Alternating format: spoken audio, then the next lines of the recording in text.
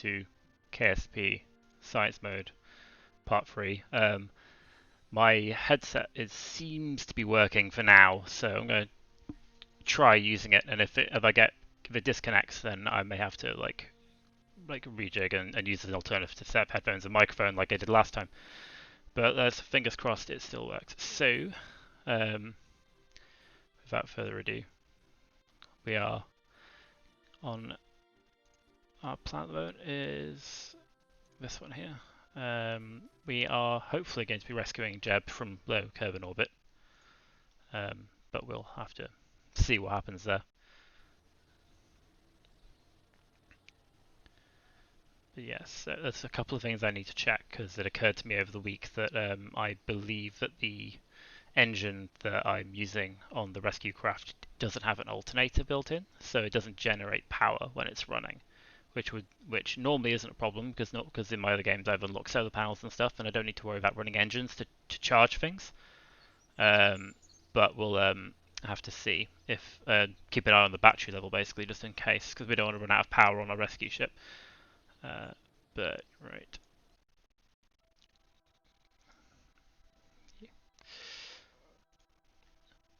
So we want to go for Jeb Rescue. Do we have and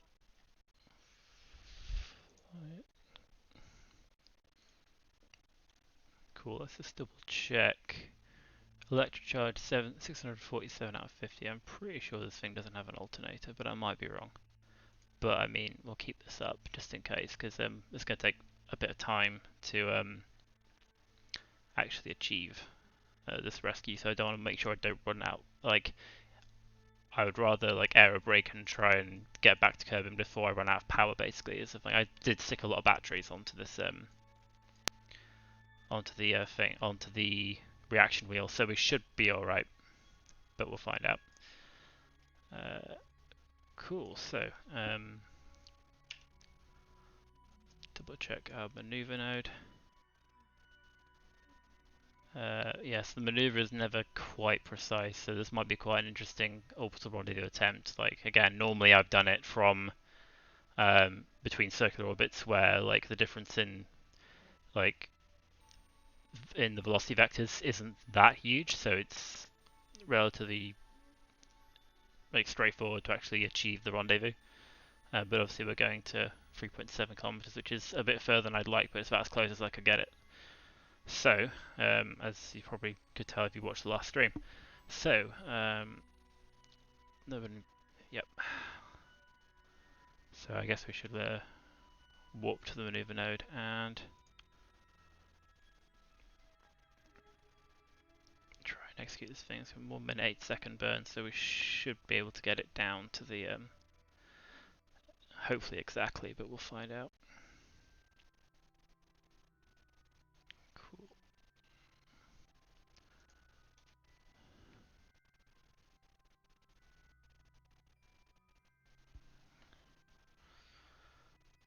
Let's see if that electric charge goes up when we're burning, because if it does, then we might be alright. Because it might not be this engine that doesn't have the alternator, I might be thinking of a different engine. But I haven't actually been to check. So yeah, the plan is to hopefully not overburn, but we should have enough delta V in case we do. But I'd rather keep as much delta V as possible for the purposes of actually doing the rendezvous and then getting out of all of it afterwards.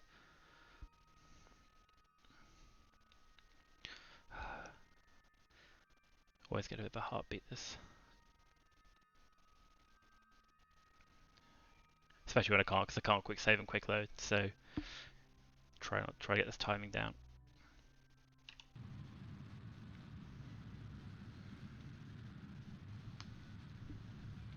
Yeah, you see the electricity isn't going up, which is what we'd expect. Because like a lot of engines have the alternator built in, so the engine will charge the batteries when it's running. But this particular model doesn't, I think. So it's the downside for its downside is so it's pretty good for vacuum stuff. Like it gives you a lot of delta. It seems to give you a lot of delta V. It seems to be quite efficient, but it doesn't charge batteries. So normally you need solar panels, which we haven't unlocked yet. So Yeah.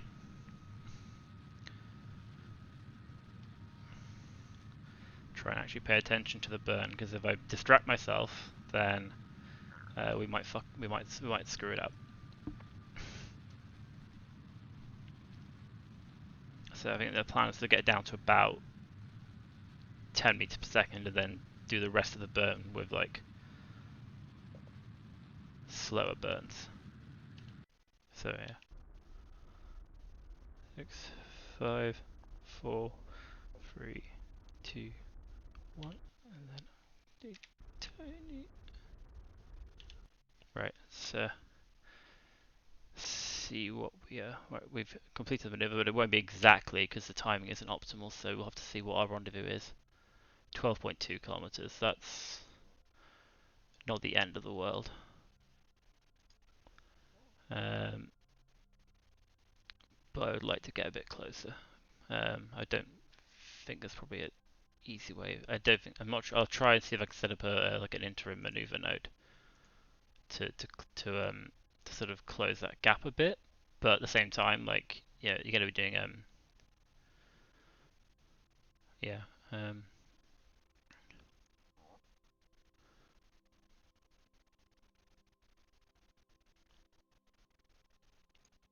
Okay, that seems to be back down to about 3.3.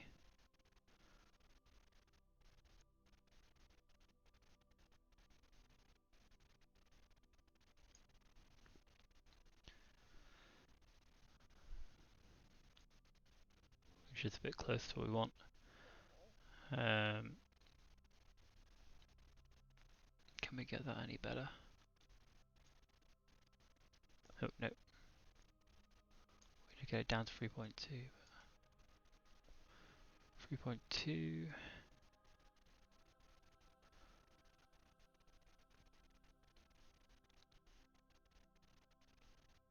That should be. We should be able to like narrow the distance hopefully. 7.6. I see that's like a 0.6 second burn, which is if we were to burn at like maximum engine thrust. So what we can do is we can change the thrust limiter on here to give us a bit more fine control. So I usually aim for about a 10-second burn when doing corrections. So like 9 seconds is probably about fine.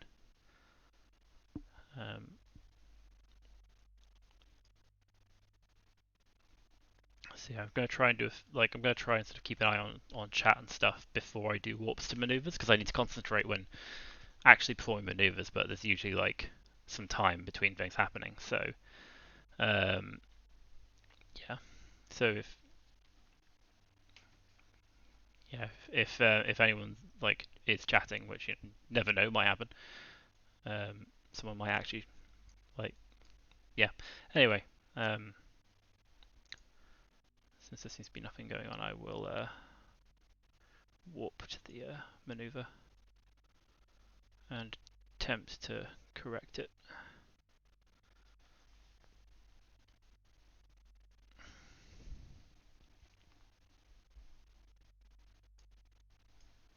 For power, 644 out of 650, so we've only used 6 out of 600, so it should be fine. Again, that's like after, because it doesn't really use any power until you're actually sort of changing the orientation of the ship, which is what the reaction wheels are consuming the power, but when you're not actually doing anything, which a lot of time you don't need to.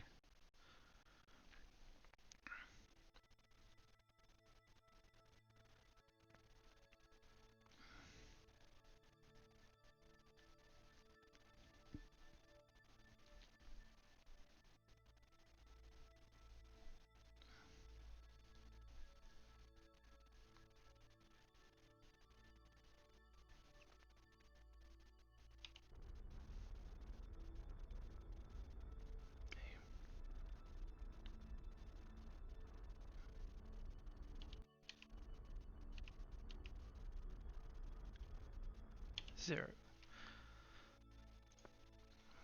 Let's see what that's done. 3.2, which we'll have to do. So that intercept is occurring in 16 minutes. Now, normally, My usual rendezvous method would be to warp to about 5 minutes before the intercept happens, and then basically like steer perform burns to match target velocity, etc., and try and close the gap as much as possible. But I normally quick save before I do that, and then quick load if it goes wrong. Ah, you see, here's the here we go. So this is what I was worried about, was the moon coming back around and Jeb being ejected. So at the moment, yeah, it doesn't actually track. I mean, the moon escaped, so it's probable that he just ended up on a different orbit. He's probably not going to get thrown out of. It looks like he's be passing in front of the moon, which, yeah. So we want to try and do this and then avoid that moon encounter if we can, because I'd rather not. I'd rather not let them risk on which yeah, like having our subsequent orbit being determined by basically gravity when I don't have infinite fuel, so I'd rather stay on the orbit I want, like an orbit I know. So this might introduce a new problem. But hey, this is the orbit we have, so we'll see what happens. Cool, right? So we are currently 50. You can change this to intersect, and we are currently 14 minutes away. So yeah, so normally like 5 minutes is enough time to cancel any like relative velocity change, but when it's 400 meters per second, I don't know if I would have enough time to actually do that. But let's put this up to maximum because yeah, I mean we can test a theory by adding a maneuver, and it's about 400 meters per second. 430 in total, which will probably need more burns because I'm going to be trying to steer it as well as so that's a 30-second burn time total. So in theory, in 5 minutes, we should have enough to fix this. I'll give us 7. I'll say 7 minutes, just to be on the I stay on the safe side. Basically, the ideal orbital rendezvous should be slow. Like it should be a case of like gradually sort of closing the gap and performing correction burns. You don't want to be like rushing into it because you want more time than to actually like decide and reorient your ship and do the various correction burns rather than less time. Like I'm assuming that the sound levels are fine because I'm using a different microphone this time, so I don't know if I need to make the game louder or not. So if anyone is actually watching and could let me know. But in the meantime, I will attempt this rendezvous. So we are currently 12 minutes out, so we go about 5 minutes away. So 3 minutes. Let's warp here, and then hopefully we switch our nav ball to target. Then we don't really need this now. So the main things about so when the nav ball's in target mode, all of the velocity vectors are relative to the target, and then you also have this anti-target and target marker as well. So what we ideally want to do is to keep the retrograde and anti-target markers aligned, because that means we're flying towards our target, and then we want to like gradually keep our gradually reduce our relative velocity until we arrive at the same position as our target at the same time, going the same speed, and then in theory we're on the same orbit. So the question is, where is our target? It's possibly too far away to actually appear on the thing. It's currently at a distance of 170 kilometers. So when that gets to about 30, when it gets to about 30, it should appear on the non-map screen, and then when it gets to within 30, it'll show you how far away it is, and then the idea is to gauge to reduce our speed based on the velocity. So at the moment it's about like I go for about 10 times the distance in kilometers in meters per second. So by the time I get to 1 kilometer away, I want to be traveling 10 meters per second relative to the relative to the target.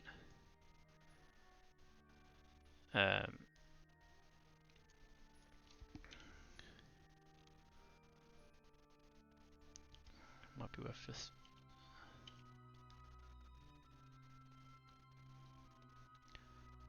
time warping until it's a bit closer.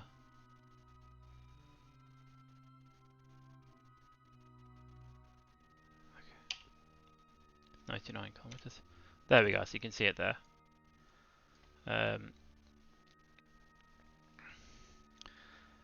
And like so, by the time it arrives on when it appears, it'll be 30 kilometers away, and ideally I wouldn't want to be traveling more than like 300 meters per second relative. So I'll probably do like a considerable burn to sort of correct our relative velocity, and then like ideally be down to about 50 meters per second relative by the time it's 5 kilometers away.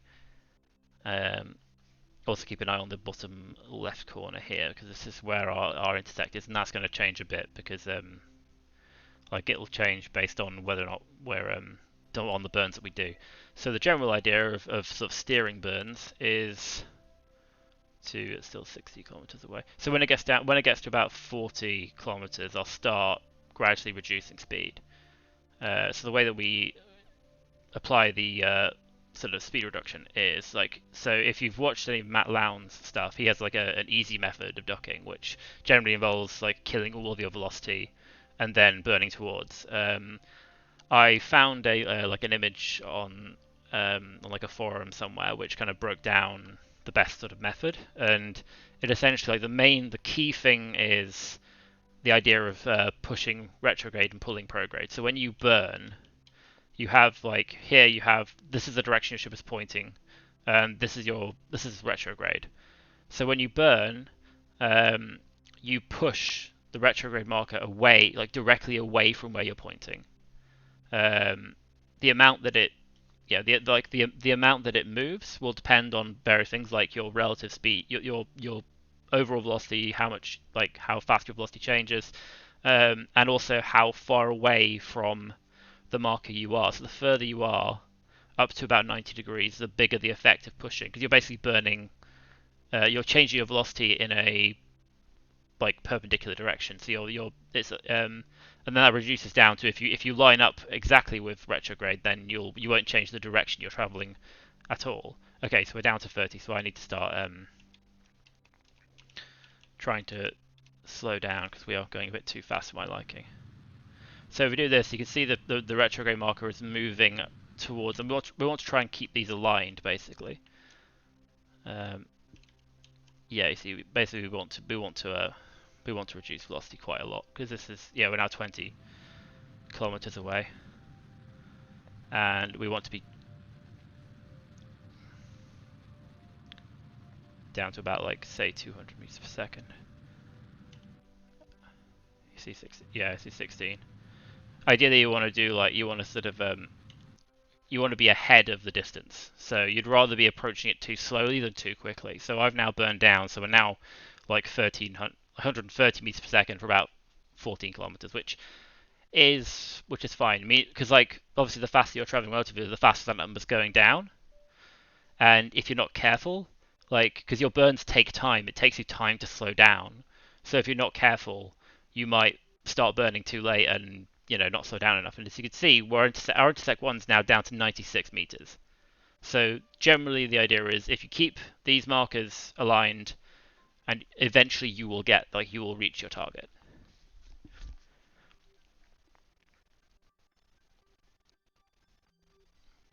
And then so we'll cross the bridge of okay, yeah, so now we want to slow down a bit more, and we want to push that, we want to keep those aligned. So they should be perfectly aligned now. And yeah, 7 kilometers, so we want to be down to about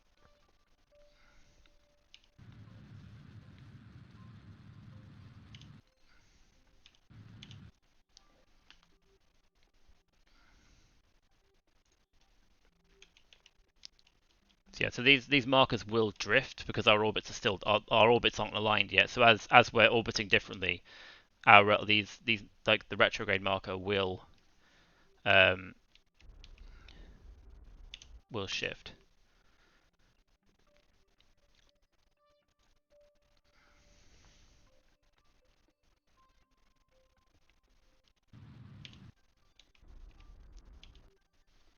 So yeah, you use these burns to keep yourself traveling towards the target and also slow down enough to actually intercept it safely.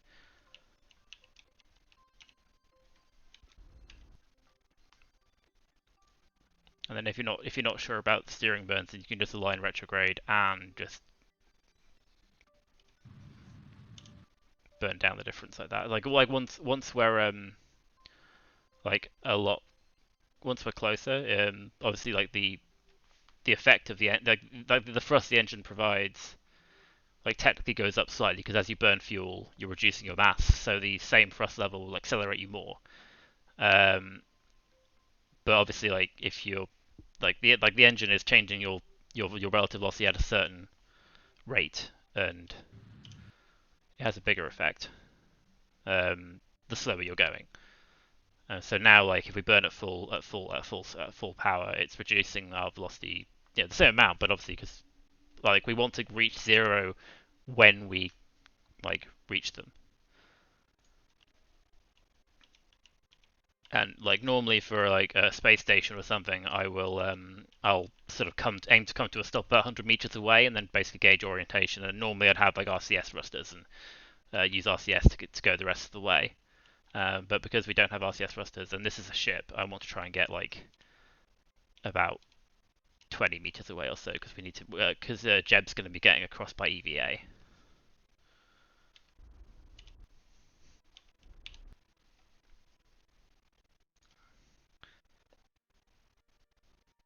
And then the conversely, if you end up going too slowly for your target speed, you can turn around and then burn towards, and when you're burning towards, you can use the pull prograde because as the as your burn is pushing retrograde away, it's also pulling prograde marker towards where your ship is pointing.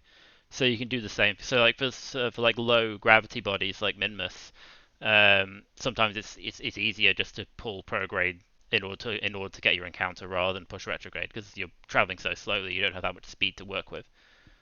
Um,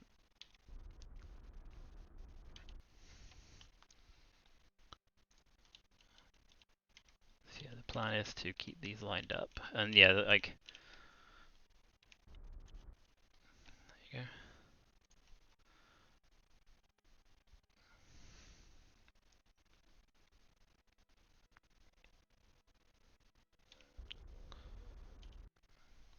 Power still 629, that's fine.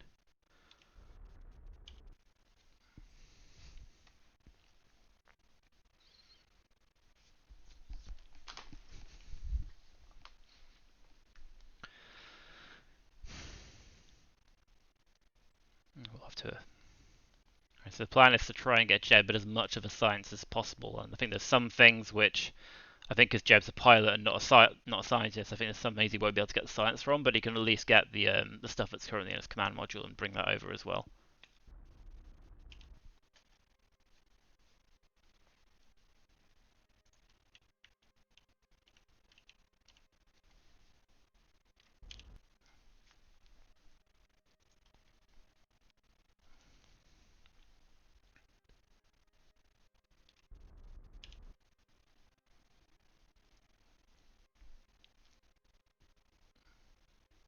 Yeah, so the intersect thing in the bottom corner does get a bit confused at this point because it seems to think that we're gonna like.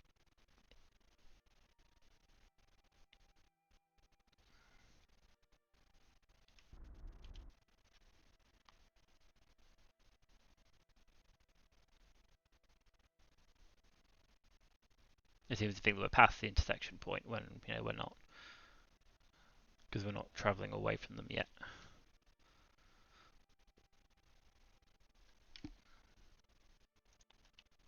Now we've alignment. Still pretty well aligned, but not. No, that's the wrong way.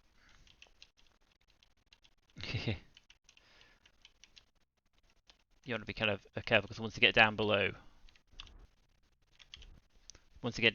1 meters per second, it won't automatically lock to retrograde.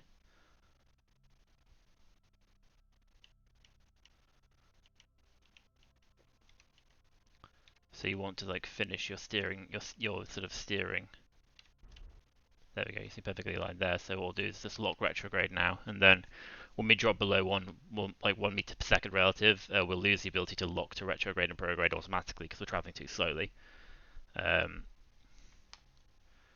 So we're just gonna, yeah, the orbital intersection doesn't. I think Kerbal Engineer Redux might have a better approximation, but like we're just gonna. You can see it there, and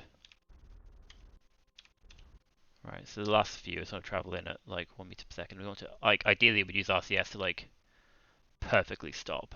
We're gonna try and get to 0, but it might not be exactly perfect. Because the problem is that without RCS you can't easily adjust, so you might end up having to turn around and then burn towards, etc. So this isn't going to be exactly perfect, but hopefully enough that Jeb can make it across.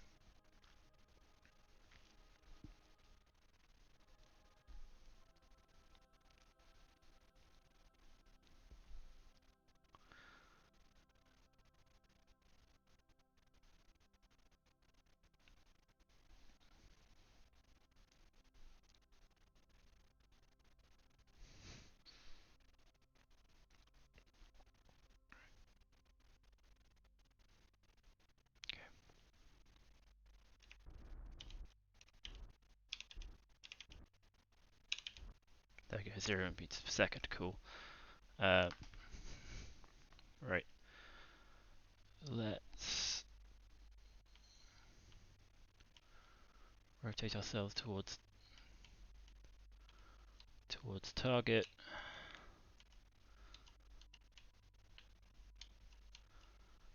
Turn our lights on. I think U is the light. I believe, yeah, lights on, and we want to ideally we want to be rotating. That's the crew hatch there apparently. So we want because the problem with this thing is like knowing where the crew hatch is. So we put the crew hatch sort of facing towards, and hopefully we'll have an idea of where we want to go. Now this is going to be the fun part, because I always hate doing EVA because you don't get any of the fancy pants stuff. You don't get any of the yeah, you're gonna have to like judge it. It can be a bit difficult, but in theory, if we rotate our door so we're facing towards the okay.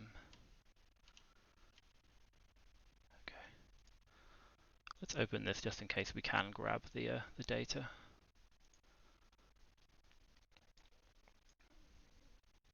Take data.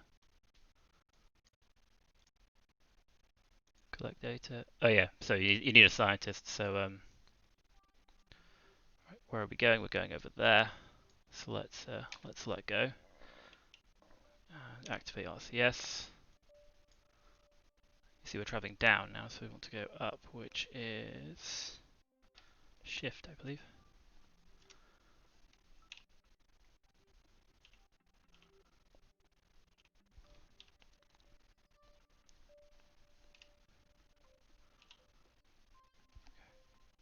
So basically we're trying to sort of judge our velocity relative to this.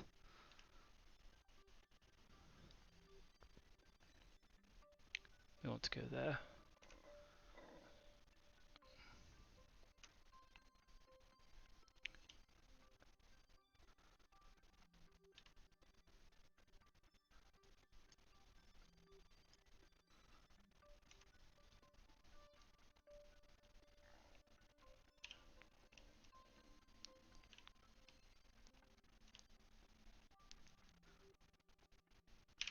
Grab. There we go. Right. Grab, damn it.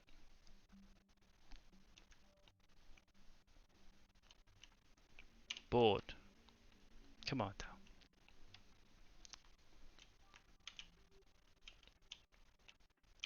There we go, right, he's in. Cool. So we have Jeb in thing. Right, so now our main Let's have a look. We are at 619 out of 650. That's fine. We're okay for power. I'm not going to worry too much about that one because we'll see where that ends up going. But if you look at our thing, we have some, yeah. So this interaction is going to leave us with, I'd rather avoid that if I can. So I'm wondering if we can rotate our orbit away from that. Yeah, because that's going to be a lot of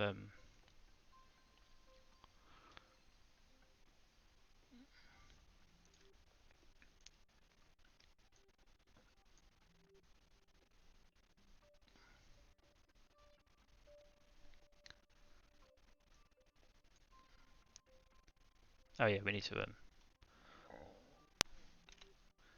we can unset that target so we don't have that problem.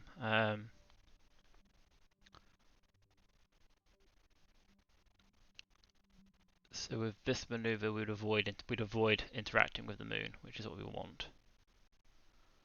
And it will cost us 300. So that's about half of our remaining delta V. So I'd probably just get us back into Kerman atmosphere and aero brake our way home.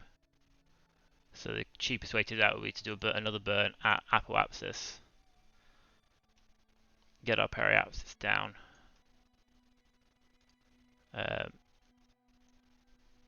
Probably something like, I'd say 44, because it might take a couple of passes, but that should hopefully.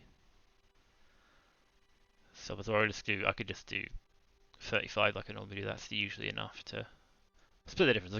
We'll aim for 40 kilometers, and the worst case scenario, we end up like having to do a couple of orbits to get down. But hopefully we will actually like land on the first pass down. But then, yeah, we are within lunar orbit, so we should be okay, like temperature-wise. But we'll find out. So, without further ado, so we're going to do burn number 1 to avoid interacting with the moon, and we're going to see this is basically where Jeb's pod's going to end up. Orbit maybe is going to end up on this orbit, which is it's even further away from Kerman, and then at some later point it may well interact with the moon again and again, and eventually it might end up getting thrown out of the Kerman system. So there's some science on there we can't retrieve because we need a scientist to get it. And until we have docking, etc., there's no easy way to like give it fuel, etc. So maybe if it's still around at some point, we can try and get a scientist to it to collect the data. But to be honest, we'll probably have got that data from the moon again anyway. So it might just be a case of like marking it as debris and destroying it. Well, actually, no, you can't mark it as debris because there's no one in it now. But anyway. We will do this burn, which is a 19-second burn, and then we'll do another burn to just get us back into the atmosphere, and then hopefully we can just aero brake our way home. So let's do that.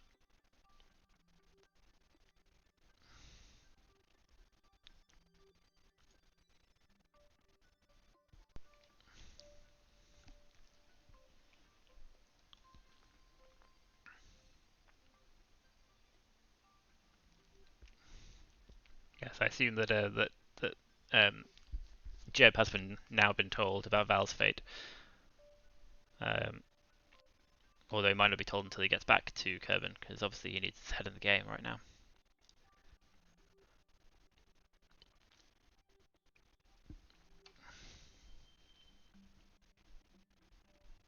We should be fine because we've got like a full-on ablator, and then we have a ablator on the actual pod itself as well. So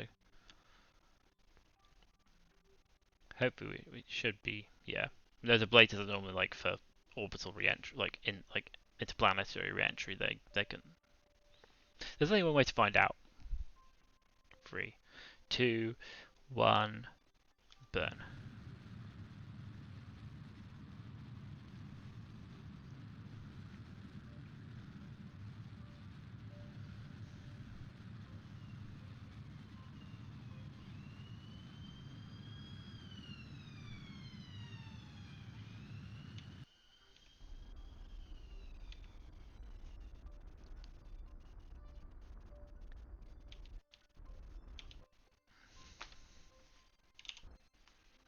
that'll do. And then after our next maneuver, periapsis of 40, we can use what's left in our engine to reduce our velocity and lower our apoapsis a bit before we hit the atmosphere. Cool. So yeah, we're avoiding an interaction with the moon. And if we switch to that, we should yeah, he's a good orbit. Maybe is a good 15 kilometers away and receding into the distance. Jeb EVA has been saved. Well, I say saved. He's been retrieved. He has not yet been saved because he's not back on firm ground on the terra firma yet.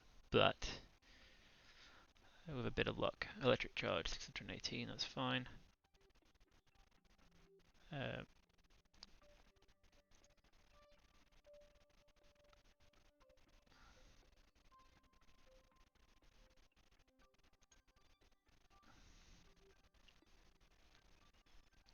2-second burn. Let's.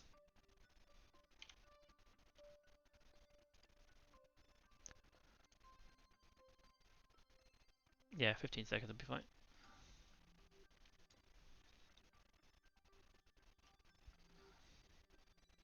Yeah, the lights don't seem to consume much power, so we'll leave those on. 21 seconds.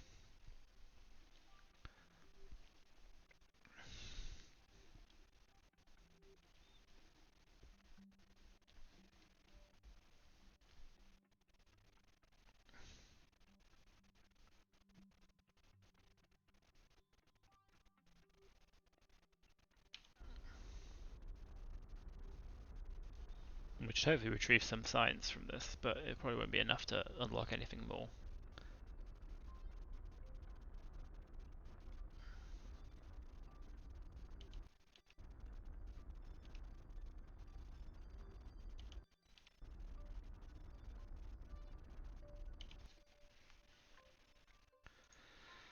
Alright, our periapsis is at 40 kilometers, which is well within Kerman's atmosphere. And orbit maybe is on its way to presumably having a. Okay, it's not on this. I guess it's not on this orbit. Then it's going to interact with it. I'm guessing I'm guessing it's a future orbit. It's going to get interactive with me. So we didn't actually have as little time as we thought we did. Or did we? I'm not sure. No, the moon's quite far around there, so I'm not sure what it was thinking earlier. It must have been on a subsequent orbit.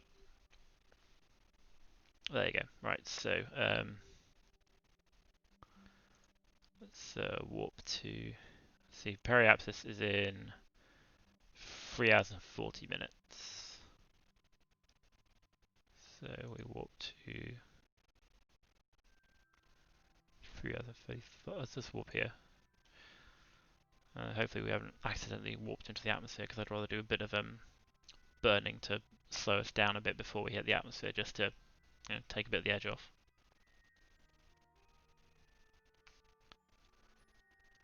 Okay, so look, see, we are currently at 300,000.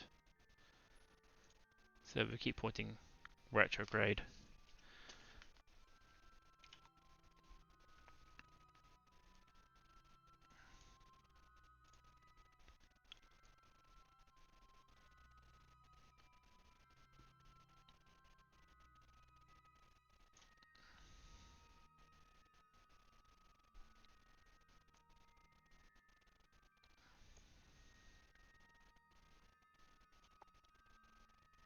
Anyway, periapsis is 33 and it'll be a lot. Yeah, let's do that.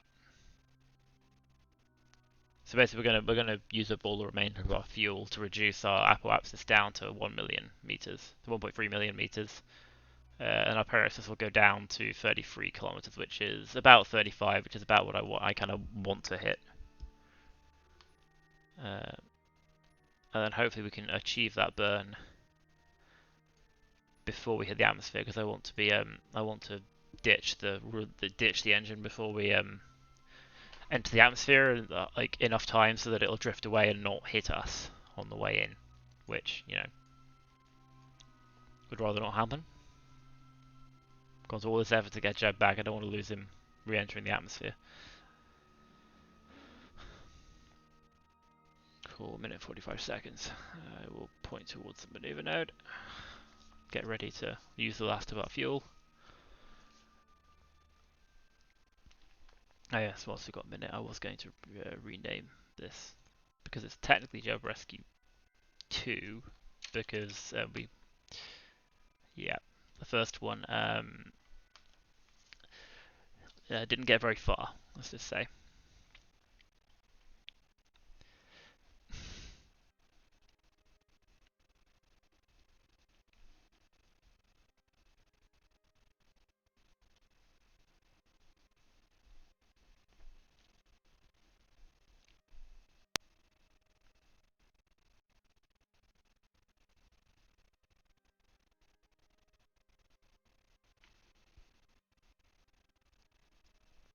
We're 138 kilometers. So we should hopefully complete this burn in plenty of time before we hit 70. If we don't quite get to 70, like I'll stop burning and do the eject if we do this and stage the thing if we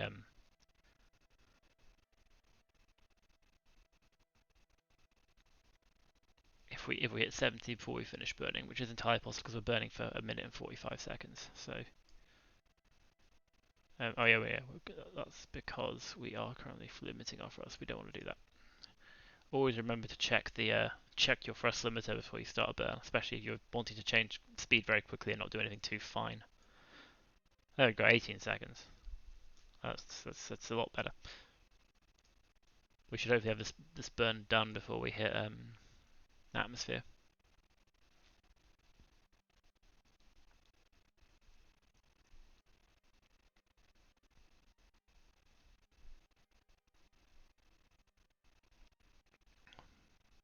Might be a bit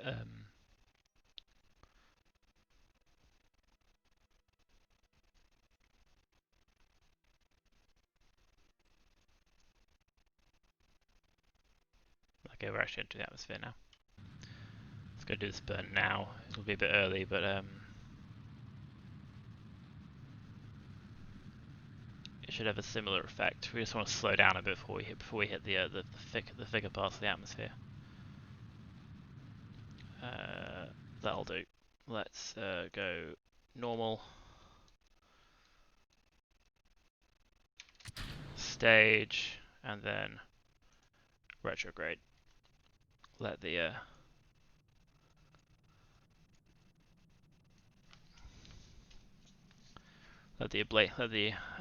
heat shield take the brunt.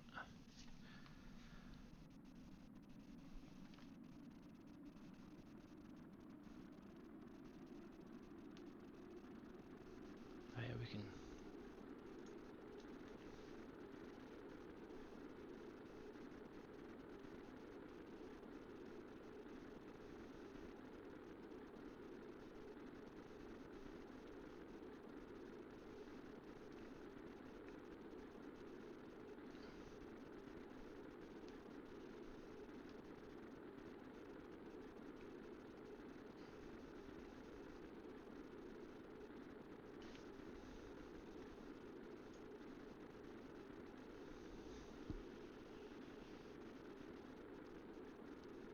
Yeah, we're not leaving I don't think we're leaving the atmosphere now.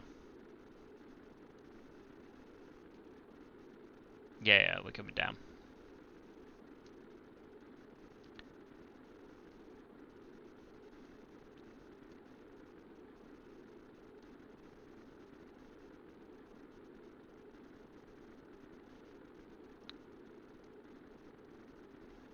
So we can't normally stage our drogue shoots until about 1,000 meters per second.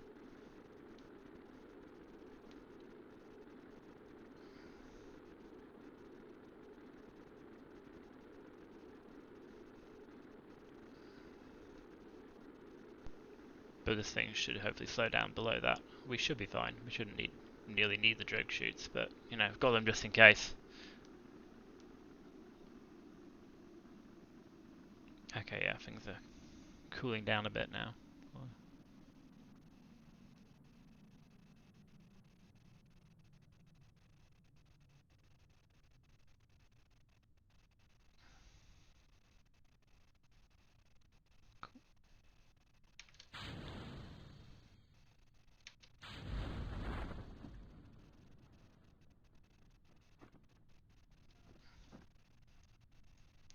Okay, I really wanted to do the parachutes before I stage that because I don't fancy that thing coming back and hitting us, so let's keep an eye on that.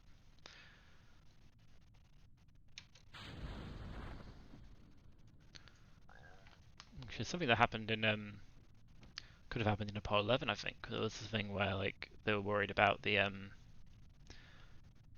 service module hitting them on re-entry.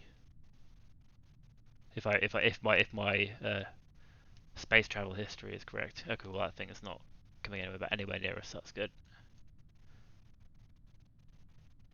I did configure these. Oh no, I didn't. I forgot to configure these. Oh well, it's fine.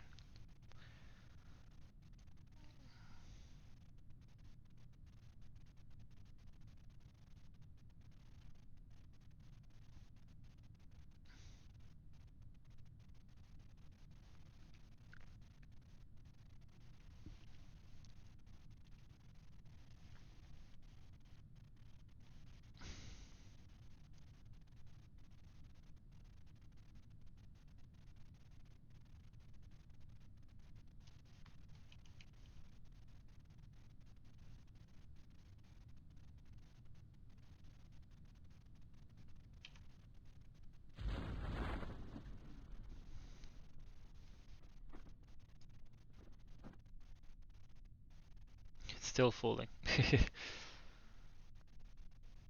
Oh, you can see its shadow there. So when those two meet, we'll hear a bang probably. Well, or a very distant splash.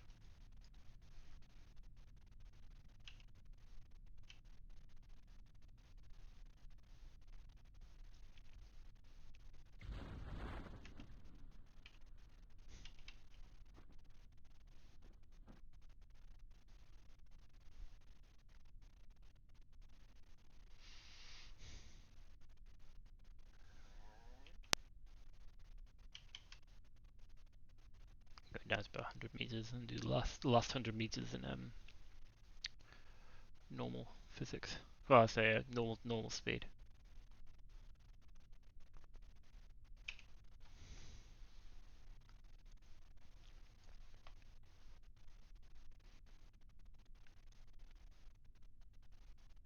We'll turn off SAS now.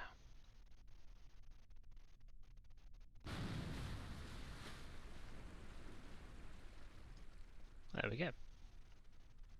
Recover vessel. That is one Jeb successfully rescued. And we get 26 science for the trouble, so I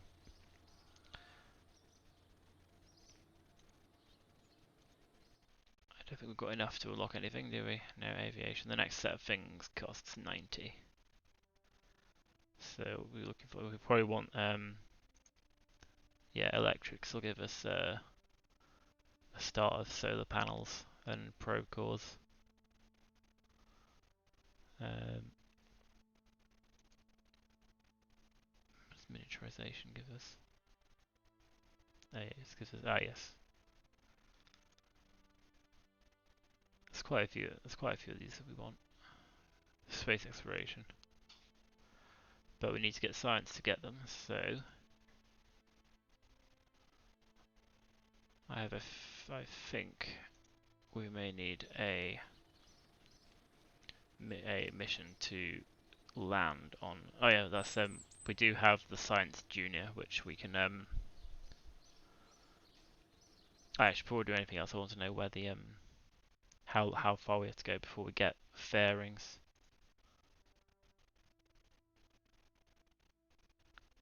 Because fairings are very useful. I think it's a bit further on. There you are, airstream protective shell. That's the first one, so that'll make it a lot easier to get things into orbit. Oh, you get the you get two of them. That's nice. That's neat. Cool. So yeah, until we get fairings, these two-man pods are going to be difficult to launch. Well, it's difficult to launch efficiently. But we do want to ideally land, like we could try a minimus landing, although I'm wondering if I should just try and take the Science Junior. Like just take a bunch of Science Juniors into Kerman orbit to get a bunch of stuff from, yeah.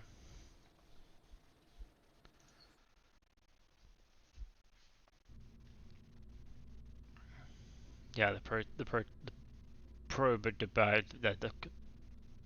probodobodine Staputnik, which is like a probe core but doesn't have any SAS, so I literally cannot fly it.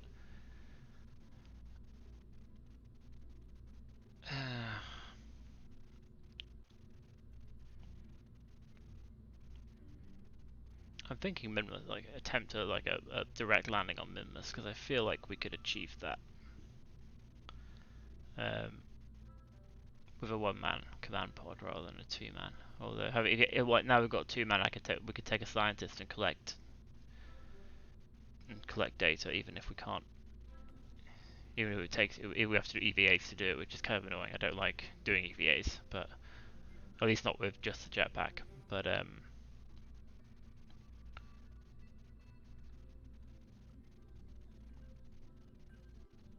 let's consider a direct landing on Minimus. Okay, like a direct return, because Minimus isn't too difficult to land on. It's just more difficult to get to.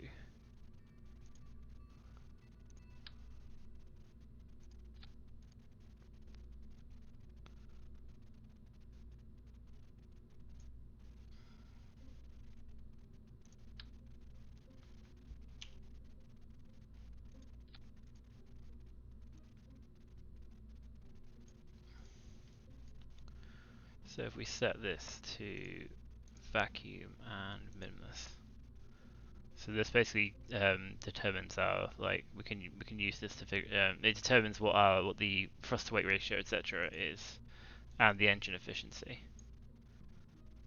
The idea being that we want to ideally payload, then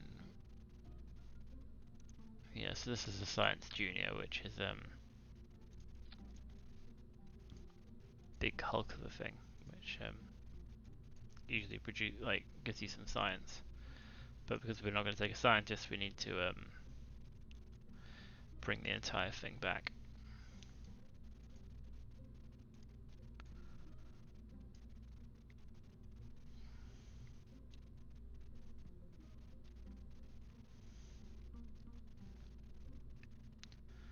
I'm just a bit cautious of because the problem is that you start out building these really sort of narrow, tall landers, and there's just a considerable chance that they'll tip over when you try and land them.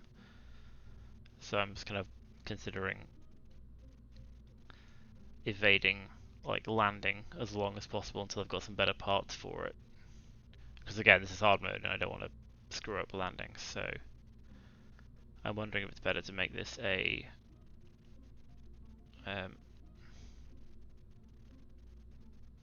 let's just focus on doing the Science Junior and getting it getting the various pieces of data that we want from the various places, so we can try a like, you know, Kerman orbit, try a flyby of the moon again, and do a flyby of Mimas again. I think that's probably a good plan.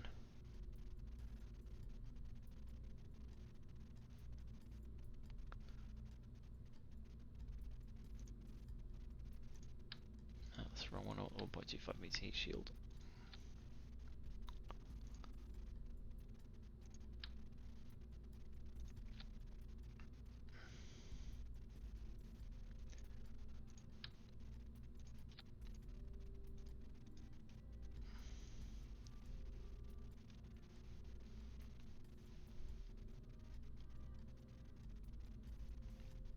So yeah, let's just change this back to Kerman, but keep it in vacuum. The main goal of this bit is we can stick one of these on again. Seems to be a good good system.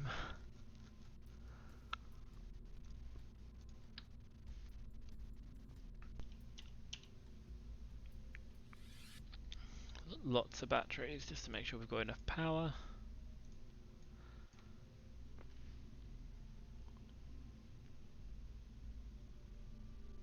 Then we want fuel. What is one of these and our friend the Terrier liquid engine.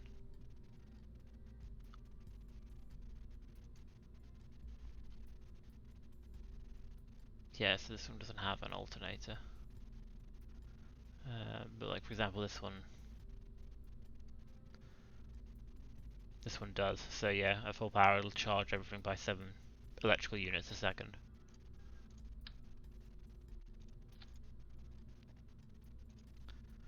So we got 1900 meters per second.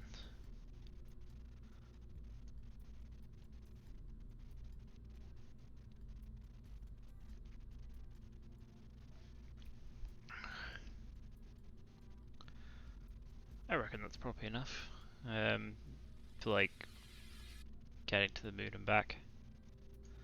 Although, like, I guess we'll start with just getting to orbit, etc.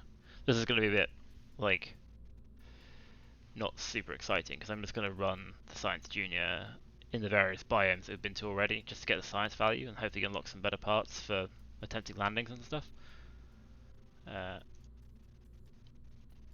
So there's going to be a bit of just random science gathering for the most part.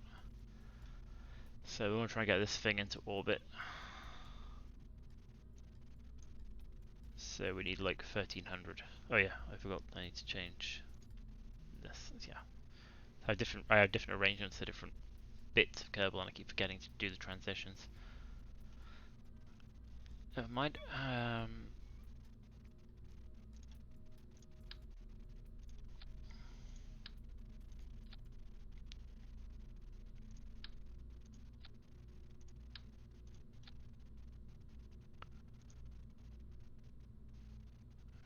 Want the swivel for the steering. So our TWR is 1.45.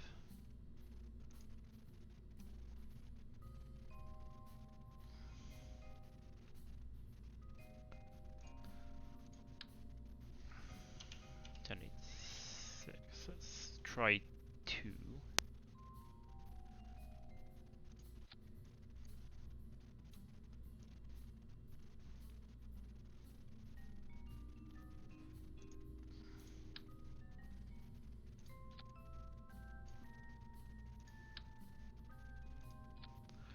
Let's just do liquid fuel because we've been bitten by solid fuel boosters before.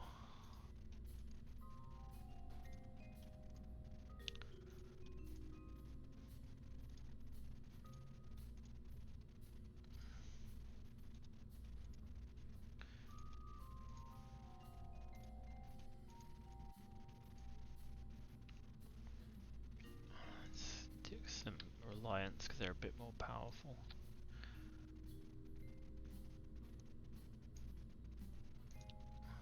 One 1.57 thrust to weight ratio. Although ideally we want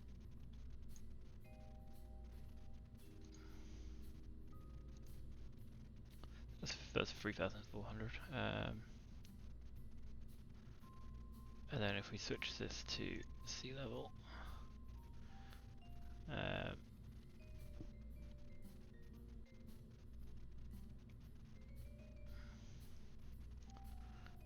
this is a 76-second burn. Hopefully we should be most of the way out of the atmosphere, so we should be fine. And again, like for the first few, we're going to be not really doing much with this, so like we're only going to get, like trying to get to various levels of orbit. So we're going to launch this thing like several times. I think is the plan. Aerodynamics. Stick these on.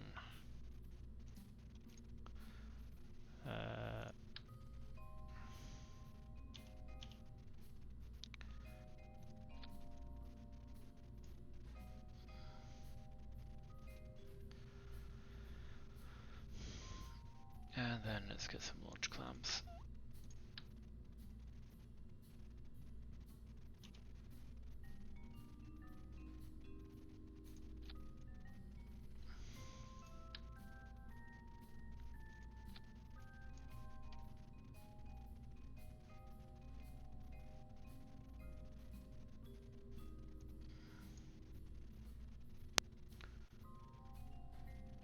Cool, yeah, so these go. Pretty bog standard. Let's give this thing a name.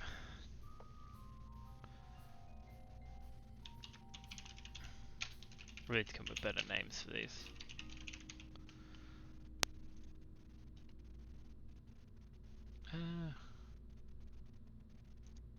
We do have one of these. Let's stick a little flag on the side of it just to make it more fun.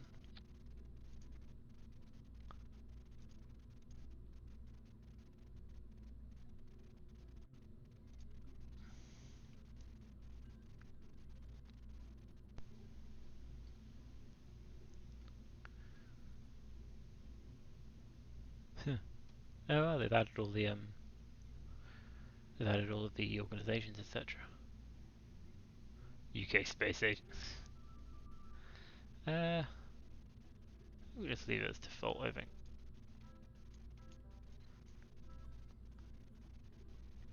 Okay, let's do the action groups. Will we do anything else? Oh yeah, I did set these, didn't I? Yes, I did. Cool. Action group bought.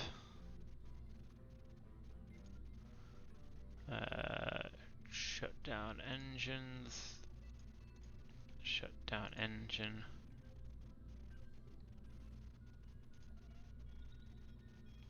Decouple. So hopefully this should avoid exploding this time.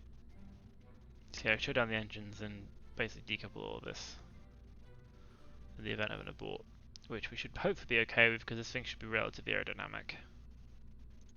Because we're not trying to launch the giant ball, which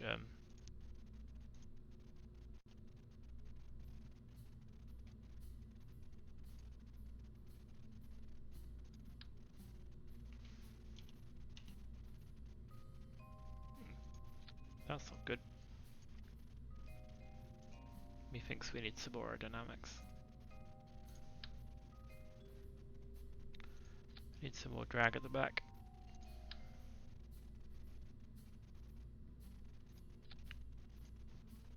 There we go, see if that works.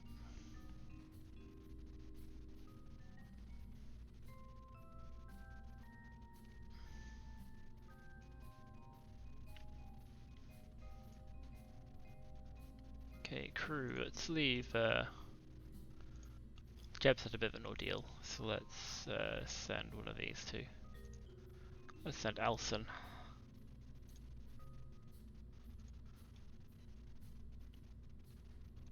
Actually, let's just so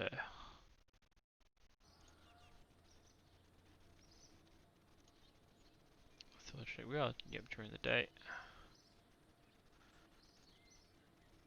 Again, no Jeb. Send Alson.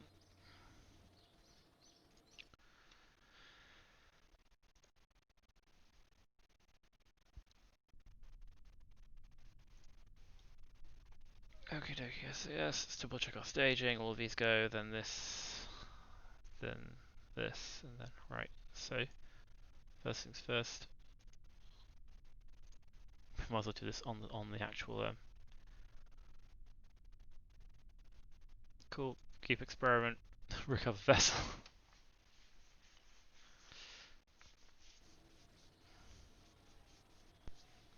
Way 4.5 science. Done. Right, let's launch again.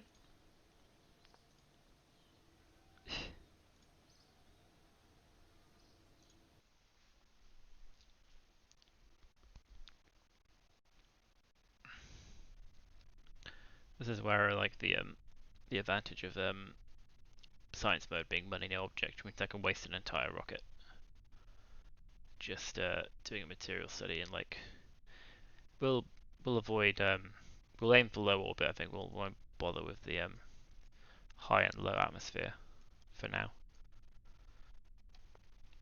SAS. Forget to turn our engines on to full power, because otherwise we're just going to go back. We're just going to crash onto the pad.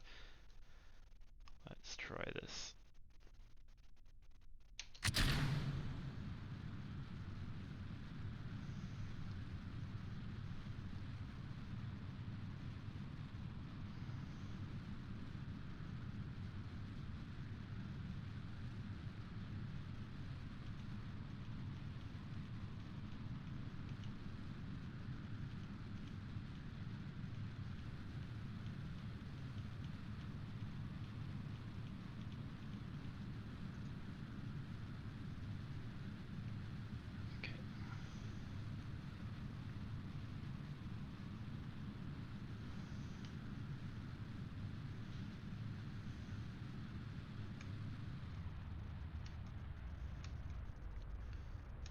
Goal is to keep. I don't actually worry about too much about getting into orbit, do we? Because we want to get space low and space high, don't we?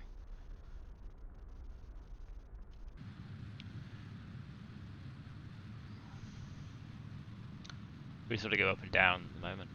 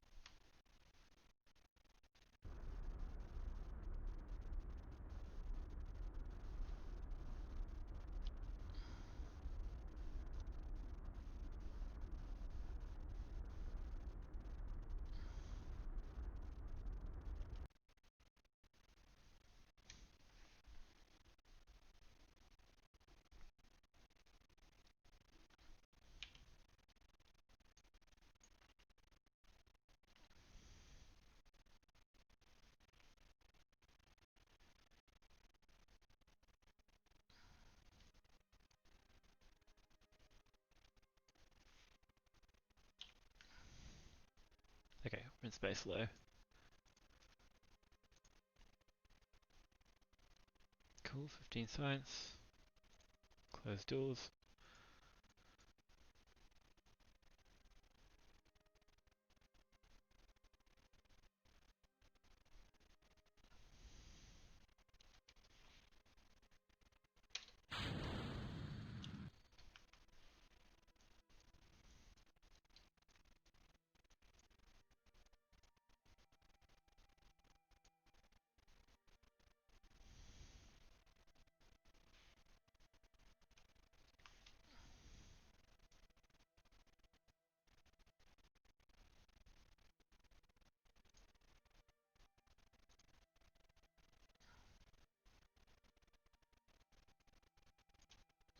We can get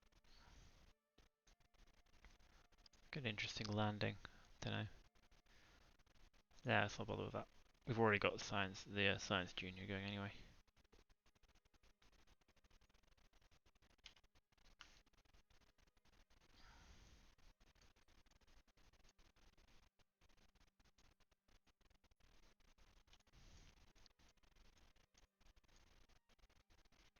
Let's just get ourselves back into the.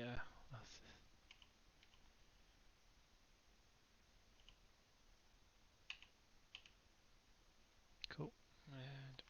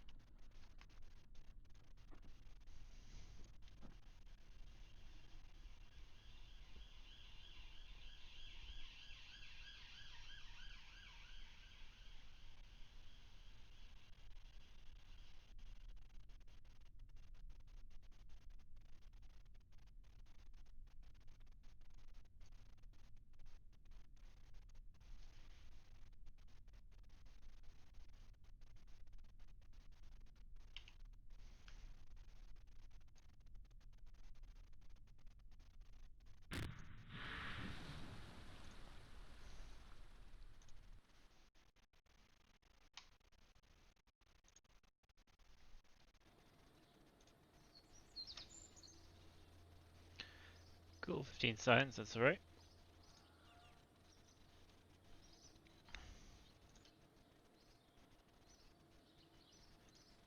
Let's launch it again. Let's take Natasby up. And we're going to aim for in-space high this time.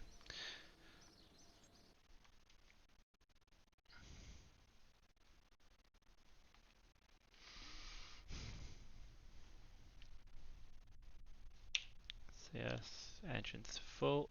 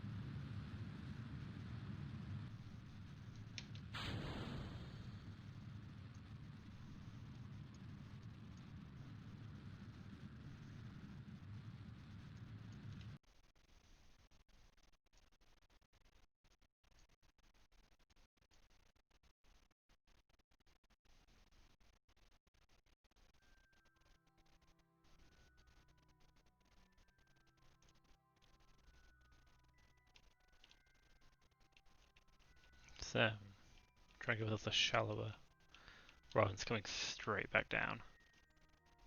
The route box definitely be high enough, so we just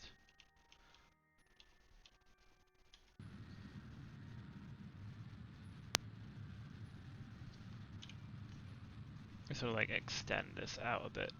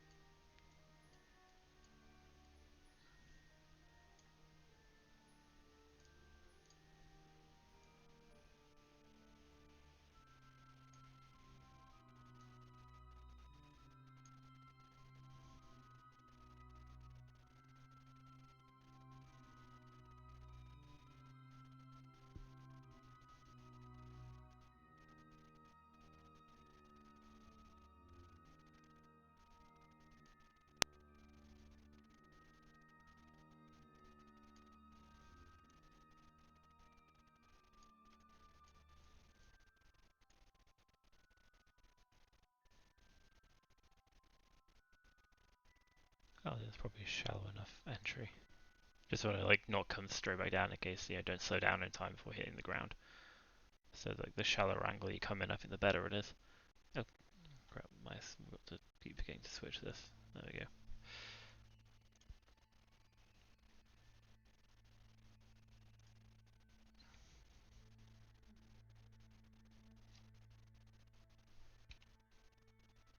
Okay, we're about to run to in-space high.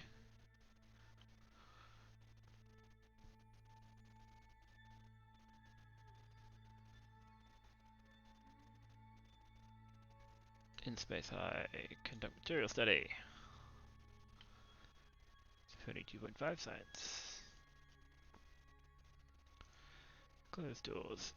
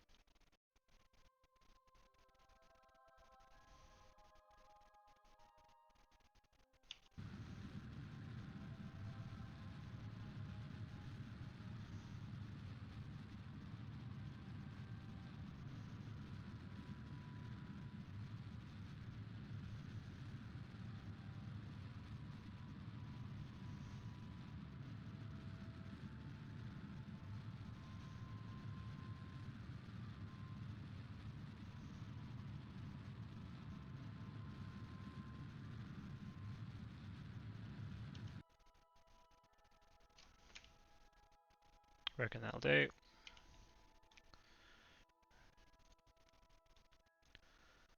Point ourselves normal. And then time warp down to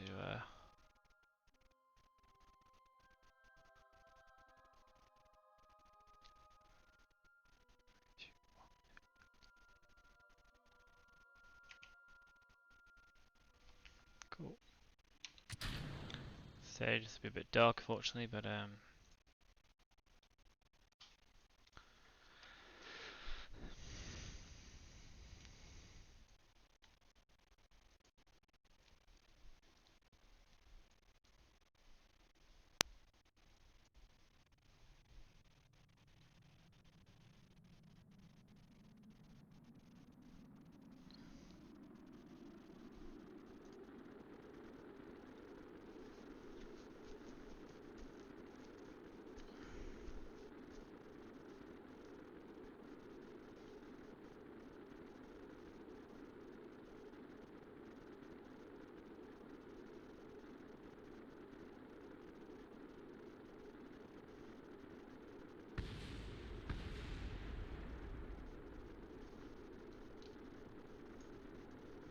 squeaky bum time. Okay, 14 kilometers to go. Okay.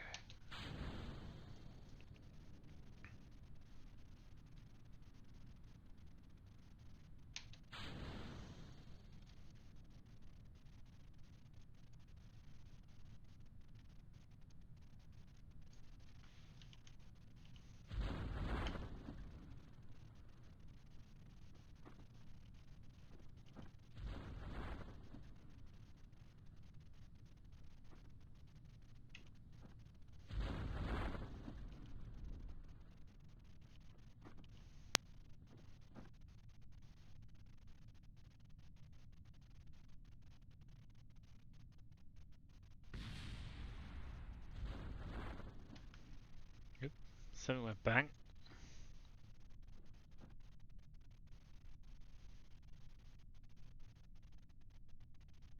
Yeah, we seem to be in a non-ocean biome, I think.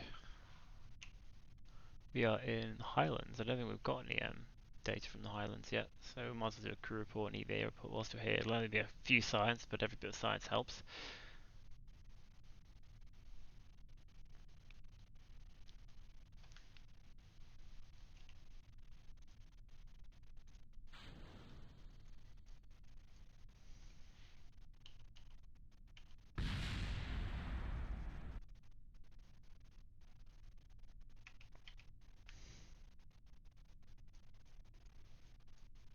Kind of a Even the Science Junior actually can withstand the impact.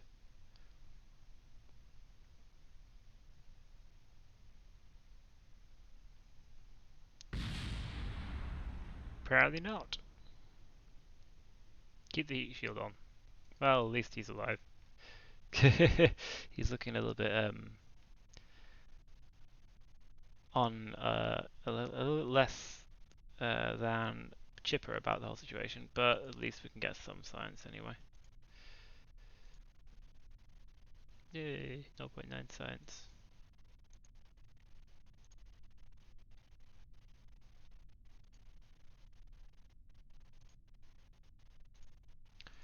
Well, that was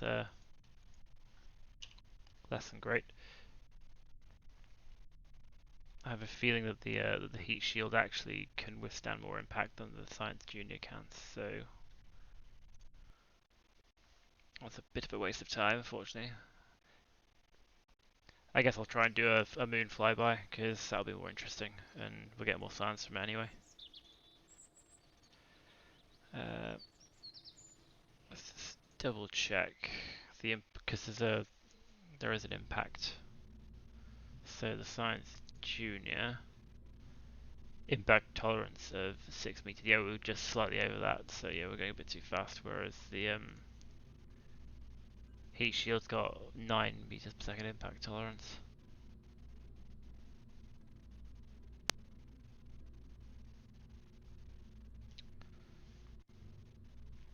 Alternatively, we could just add more parachutes so that we end up coming down more slowly.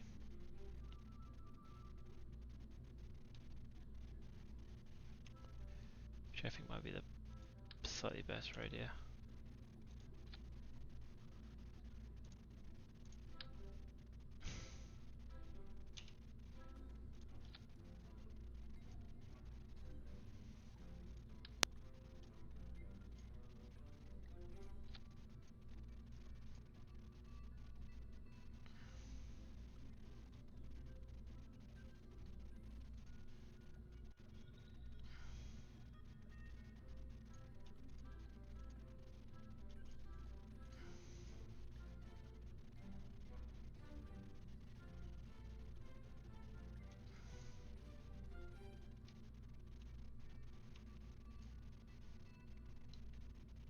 Okay. Let's double check crew.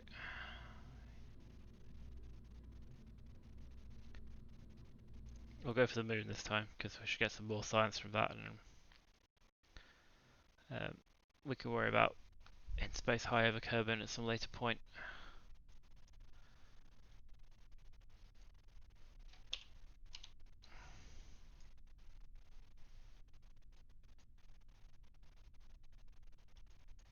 Cool, so we're going to try and get into orbit like somewhat efficiently this time. Keep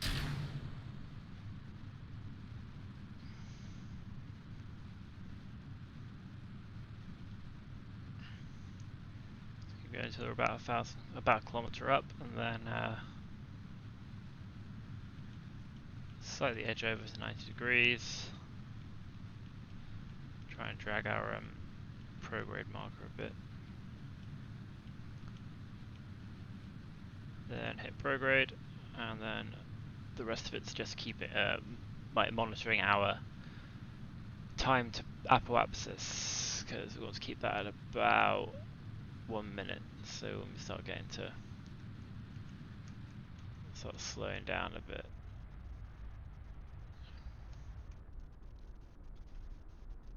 And speed up.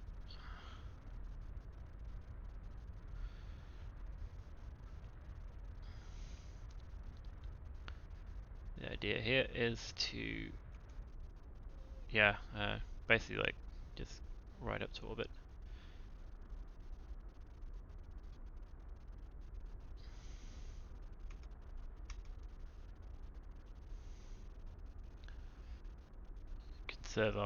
Try and, yeah, conserve fuel. So I think this is supposed to be like a relatively efficient gravity turn.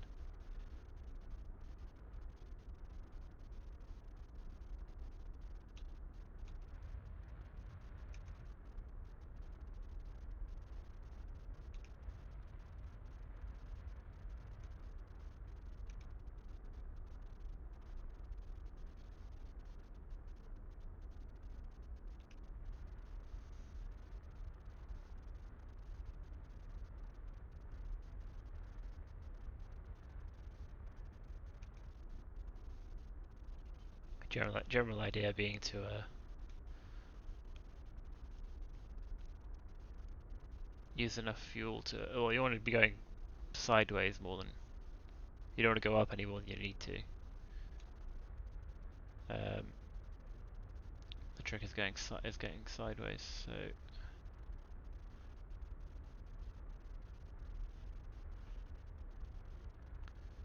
try and go into like 75, and then reduce the time to apoapsis a bit. Because the closer you are to apoapsis, the more effect your burn has on periapsis. So ideally, if we reduce the amount of time to apoapsis and keep it at about, say, like 40 seconds, then hopefully we should, like, our burn should be more affecting our periapsis than our apoapsis. We don't want the apoapsis to go too much higher, so we say 40 seconds.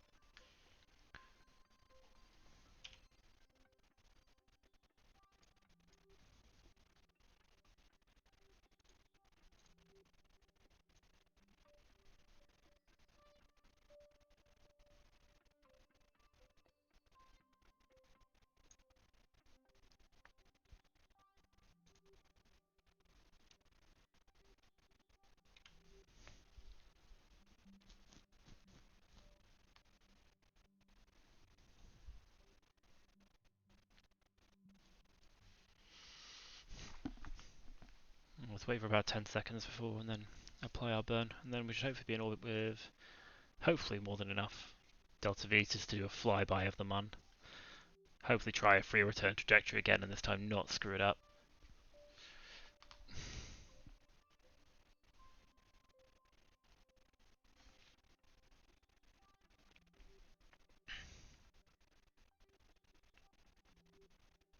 Or at least this time we will hopefully have enough fuel to make final adjustments in case we overburn.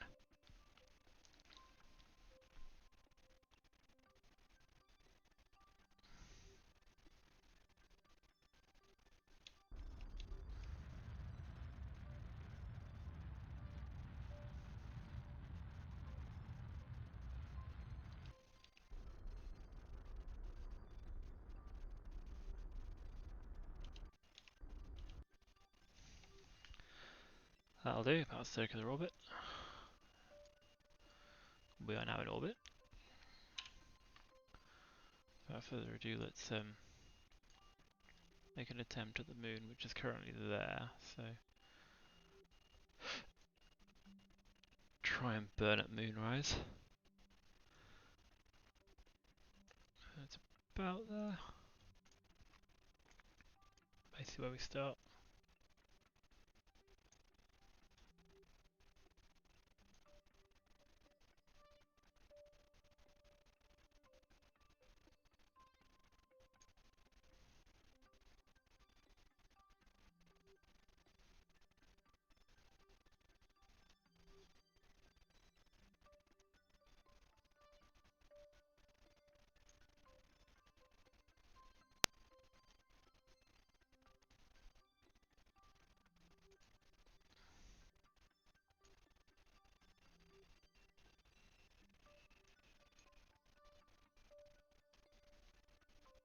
That's not what we want.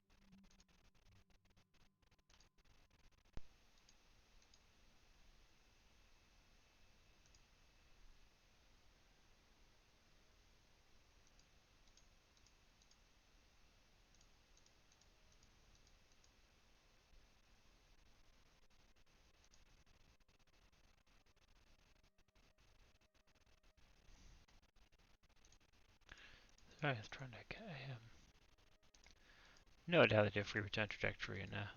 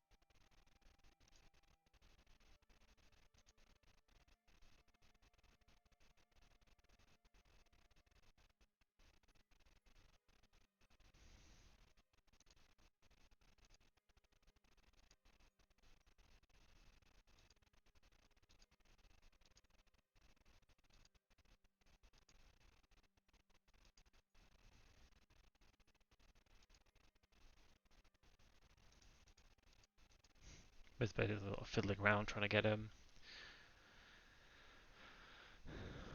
the way it's sort of, I've seen it on the thing. It's like you're supposed to sort of like fly ahead of the moon and then kind of like loop around it and come back.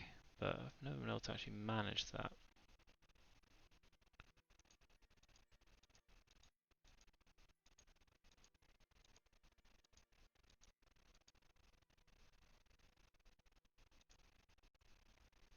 Kind of like that, but maybe without such a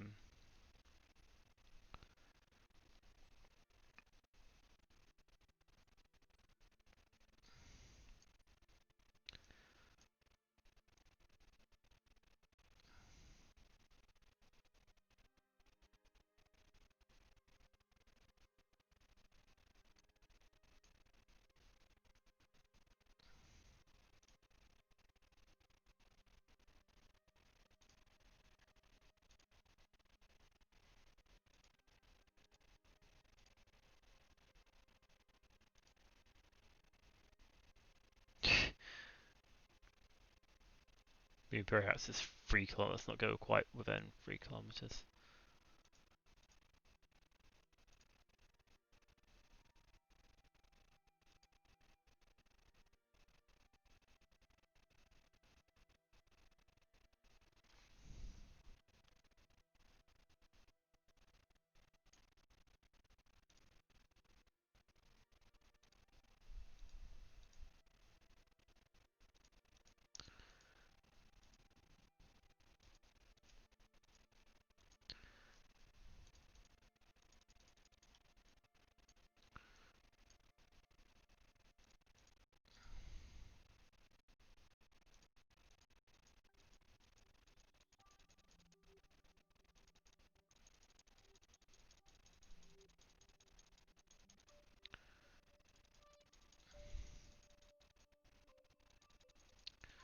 Try and find that encounter again.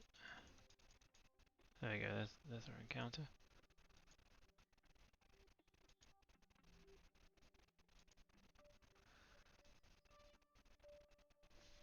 Actually, might as well. Actually, we can set this as target, can't we?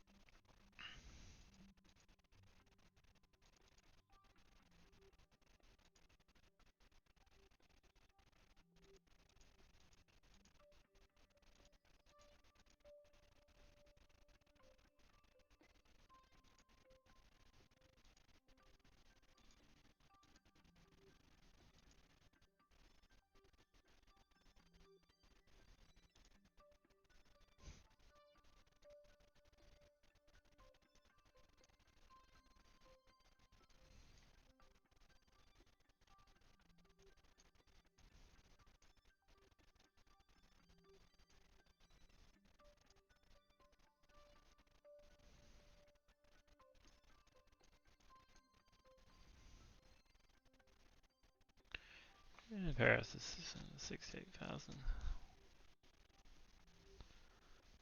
We could try for this one. Looks like it'll work.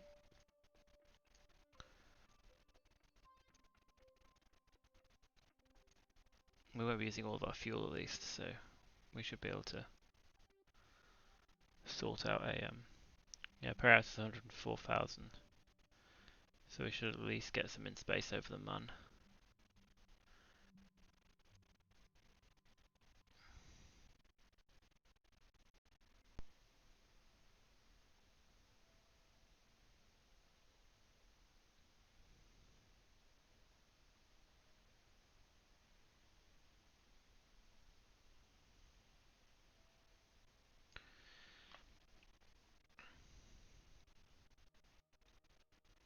and we can decide what we're doing afterwards. Okay, let's try for this one.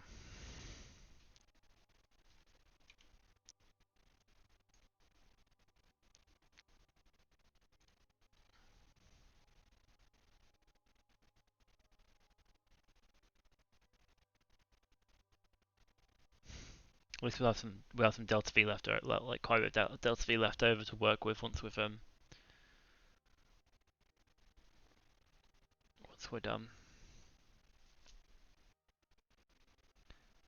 So we hopefully shouldn't get trapped in orbit again.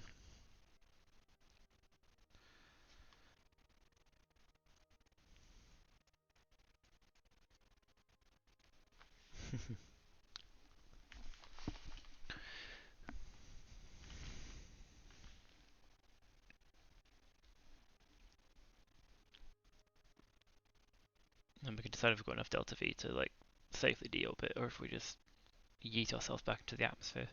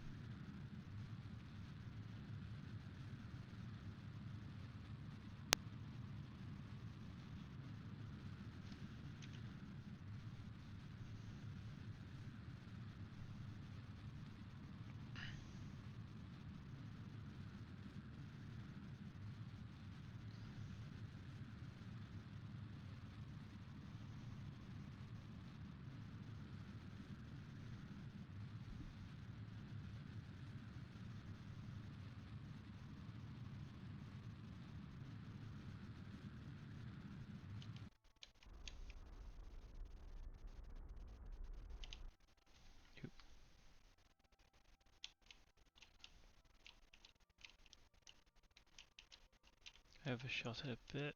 It's fine, we can.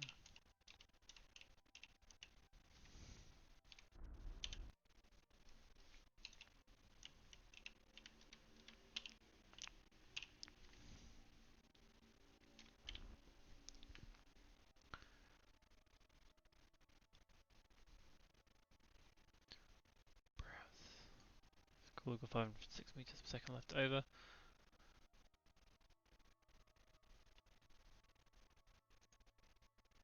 Focus view.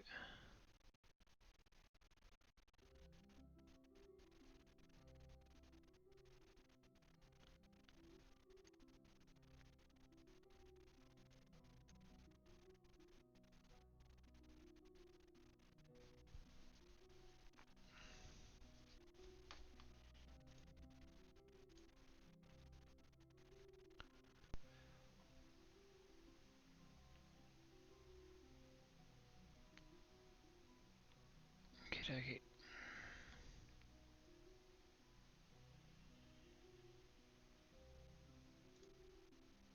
Okay, so we're hitting periapsis at 2 days and 0 hours. That's sort of this warp here.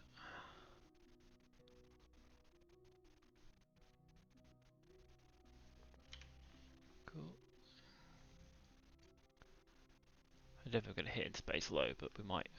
And I think in space low is fair bit lower than we're going, so I reckon in space high is probably about the best. We'll wait until we get to periapsis, which is in 4 minutes. I have a feeling space low is a bit below this. I think it's like 70 kilometers or something. Could be wrong, but I'll wait until we hit periapsis because that's as close as we're going to get. Green for power, electric charge, we're fine.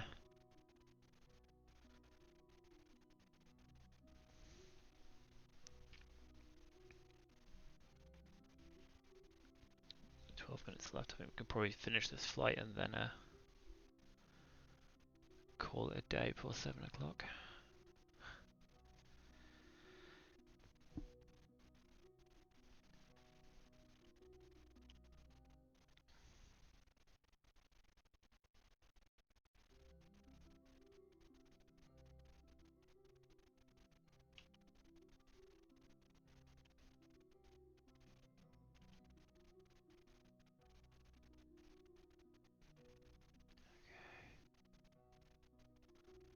1 minute periapsis.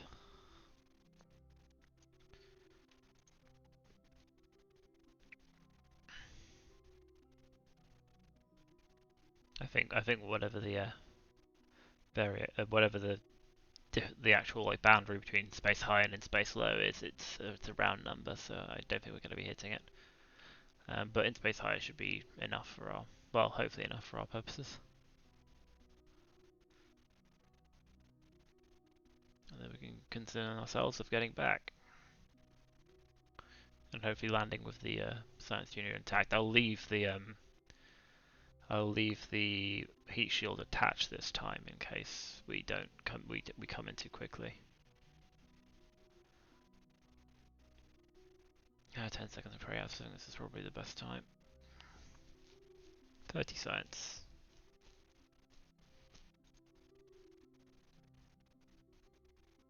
Close the doors. See if a crew report's worth taking. Nope.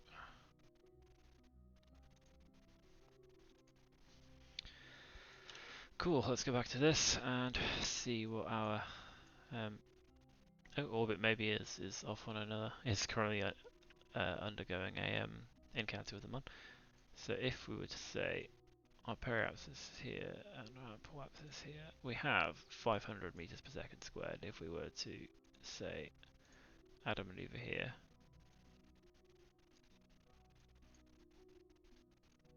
reduce our new periapsis to 35k like that, 15 meters per second.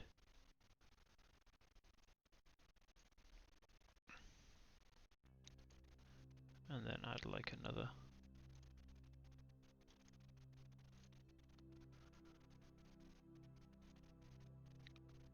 35 kilometer, which is about what we want.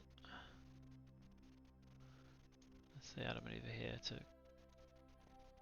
cancel all of our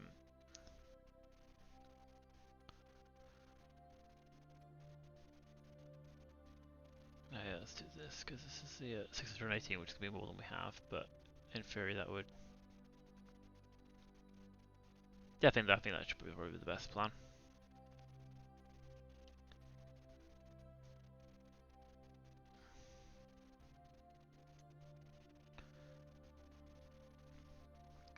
So 0.8 second burn, which is not exactly what we want. So we don't want to overburn it, so we don't want to come in too steep. So if we change the thrust limiter here to like... There you are, 12 seconds is a reasonable burn length.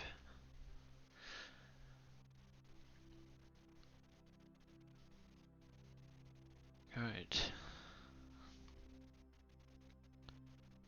So if we warp to our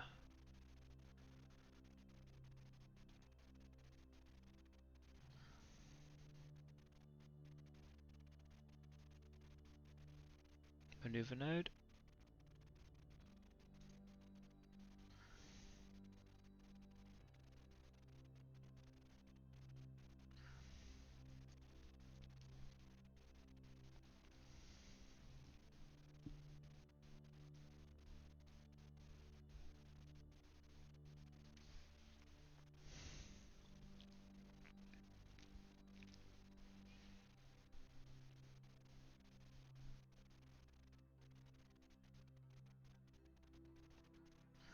I'll do a similar thing to what we did last time.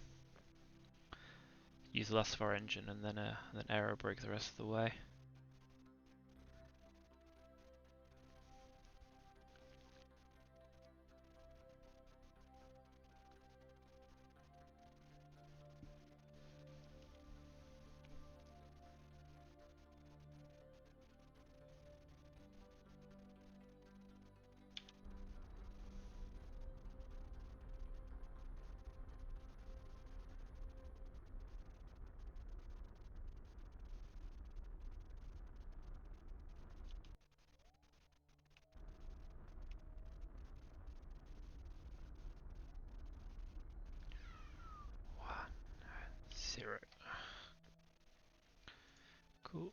reset this before we forget.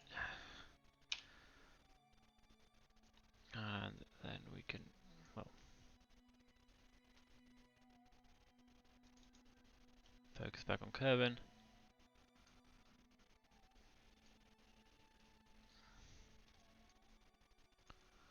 So this burn is currently a bit more than we have.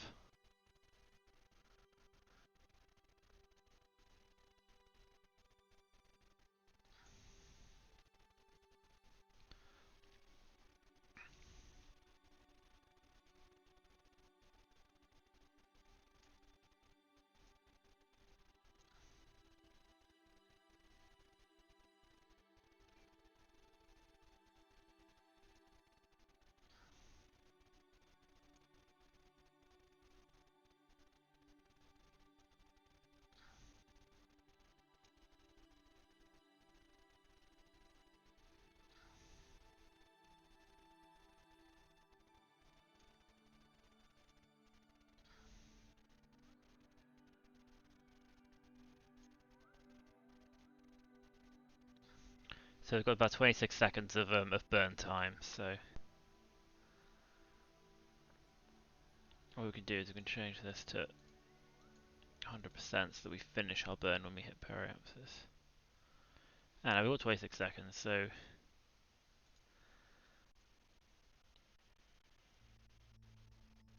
I reckon if we, basically start the burn about 100k, I say.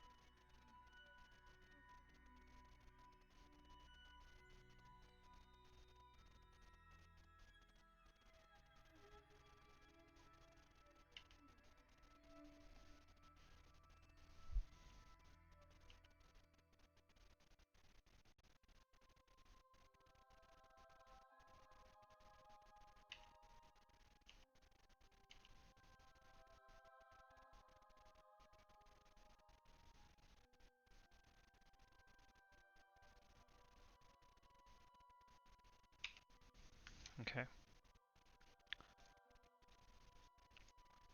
Let's just cancel as much of our orbital velocity as we can.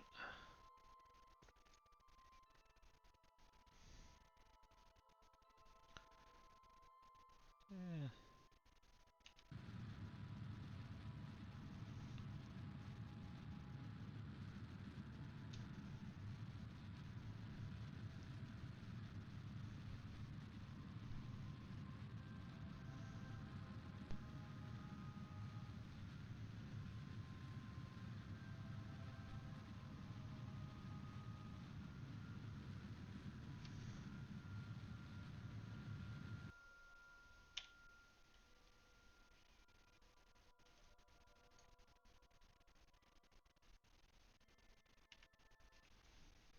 Cool. Right. Let's do our stage separation. Retrograde.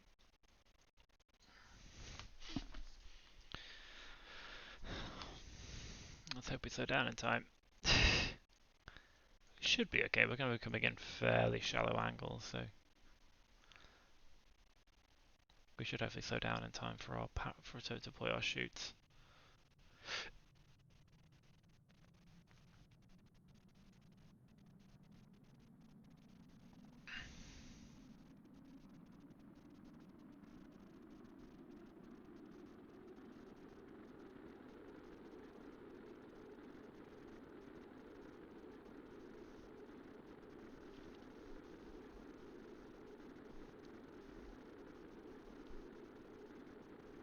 Okay, we'll go for this landing and then we'll call it a day.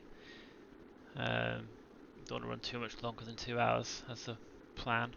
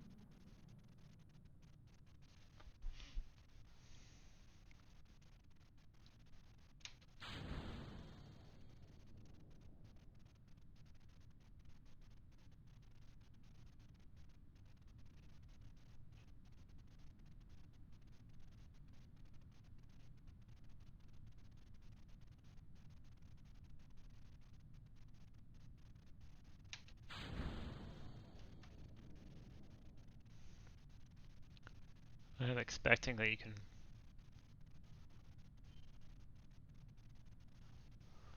Where is that? 12. Well, it should be outside of our physics range, so I'm not sure we'll hear the explosion from that thing crashing down.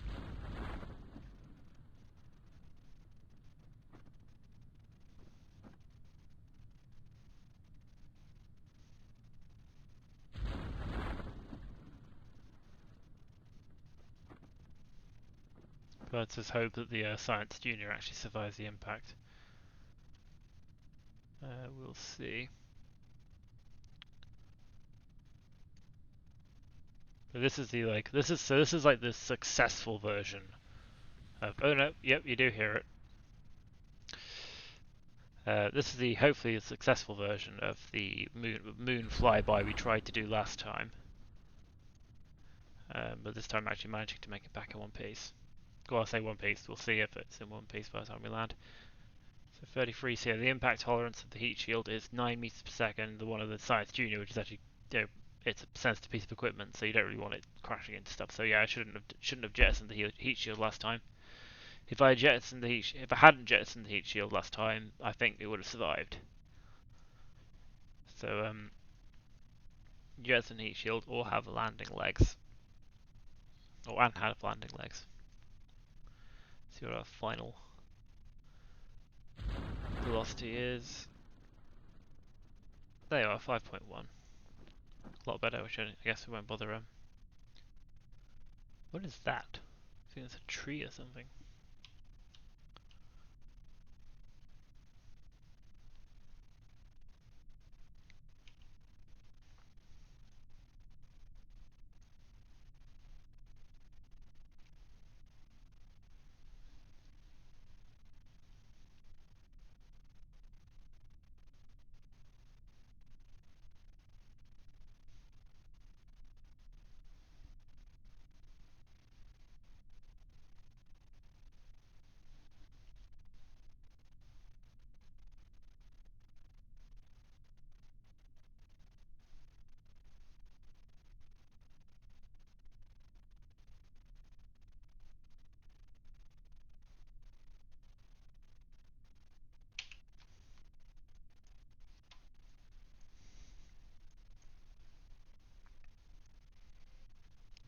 Bit of an incline. Hope it don't roll over.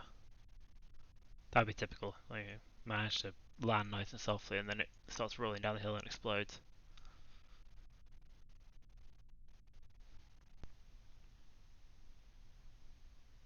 Okay, I mean that's fine. Also take a crew report while we're here. Not worth anything.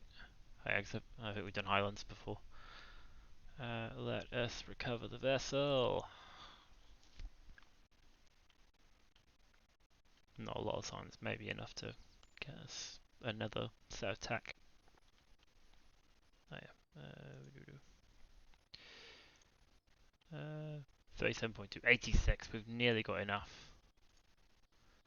Nearly got enough to unlock another one. I mean, we could unlock aviation, but I don't think there's that much in aviation we really need at the moment. Like, I don't really do aviation much, so like we'll want we'll want oh, we don't actually need it for that. I guess we can sort of avoid researching it until later. But landing will be useful because you get the landing ice. You also get this thing, which is the launch escape system, which would be more useful for the abort procedure.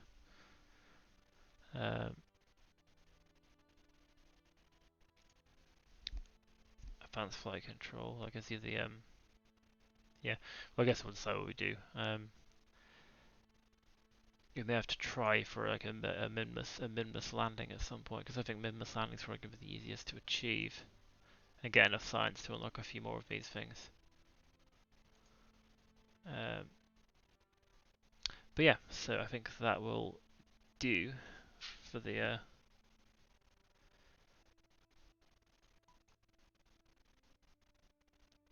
I think that'll do for the for this stream. So cheerio. I'm gonna try. I mean, I'm assuming the one viewer I'm seeing is actually someone viewing. I'm gonna try jumping over to a friend of mine, Mark Kennett's channel, but I don't know if that actually works. But that's all right. Hey, Donut, don't worry about it. I know this is probably not the best timing for people. But yeah, I'm gonna try and do a raid. Like you suppose you can do a raid, right? So Mark Kennett's just started streaming, so I'm gonna see if I can jump us across there, give it a try. But yes, I will leave this. I will save the game and go back to the menu. Yeah, it was pretty successful. We managed to rescue Jeb. Spoilers if you're planning on watching the stream later.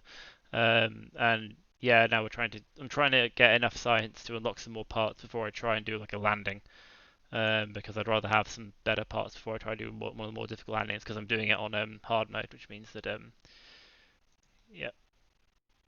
yeah, yeah. I've been working. It was yeah. This is like the kind of KSC view. I've put together different views for different parts of the game, and hopefully they'll work out. But yeah, I'm gonna try. Does it autocomplete, or do you need to